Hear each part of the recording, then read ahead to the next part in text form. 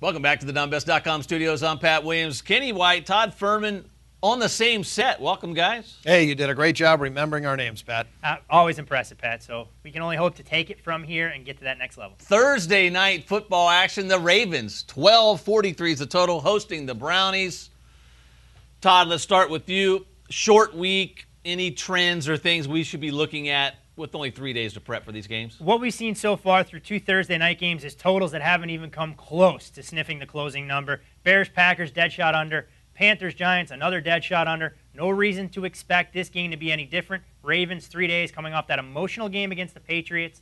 We've seen the total go from 45 to 43, and it's only been up for about an hour and a half. Kenny, let's talk about this Cleveland Browns team.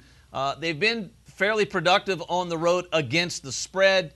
The Ravens just seem to win at home, not by any great margins. But talk about this Brownies team. Is it too early to call them desperate right now at 0-3? Well, first of all, when I'm picking games, I like to think about my favorite foods, and I love brownies, so I always bet the Browns every week. No, just kidding on that. The Browns, they were 1-7 last year, Pat, straight up on the road. But that's why there's a number on the game. They were 5-3 ATS. They know how to cover. Same with the Ravens. Look at Harbaugh the last 3 years. He's 22-3 straight up at home. However, against the number, 12-12-1. And that's why we have an ATS number, and I think this number is definitely inflated. If the Browns are desperate, the only thing they're desperate for right now is 2013 to get here at this point. This is a team still trying to figure out their identity. Brandon Weeden. It's building for the future. They're not building to win right now, so you try and pick up as many covers along the way as you can. Weeden is a much better quarterback when he's 6 or 7 years older than the average quarterback the league he plays in. So when Weeden gets to be 34 years old, he's going to be a heck of a quarterback in the NFL. All right, guys, let's talk about this Ravens team. It used to be this awesome defense, just don't turn the ball over on offense. Now they sling it all over the field. The defense is just okay. They're going to give up a lot of yards, of more than average amount of points. But things have changed big time in Baltimore. You're talking about a much more dynamic offense now. You have a guy like Ray Rice. You got Torrey Smith, the emergence of Dennis Pitta, Anquan Bolden, and Bernard Pierce, that often unheard about running back out of Temple. This is a much different team. A lot to be said about the confidence this organization has in Joe Flacco, allowing him to run a more up-tempo system. You would have told me 3 years ago he's the one leading a fourth-quarter comeback against Tom Brady and the Patriots. I'd have told you were nuts. Yeah, no doubt about it. I love the transition to the new offense. First of all, Flacco last year had his worst year as a quarterback in his 4 years in the NFL. Amazing. You're supposed to get better. However, this year, the new offense, he's starting to take off.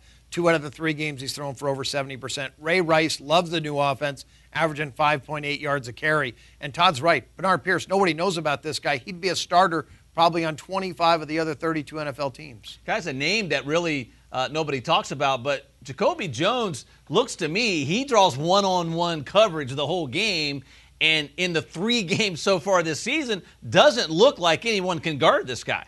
He's been absolutely tremendous for them, and he's provided a nice complement opposite Torrey Smith. We know Smith played with a very heavy heart on Sunday night against the Patriots. He went out there and performed. If they get this kind of production out of the wide receiving core, it opens up that middle of the field. With the run game, you saw the Patriots have to commit an extra man to the box, allowing single coverage on the edge. With a running back as talented as Ray Rice and those guys, man, that's not an offense I want to prepare for anytime soon.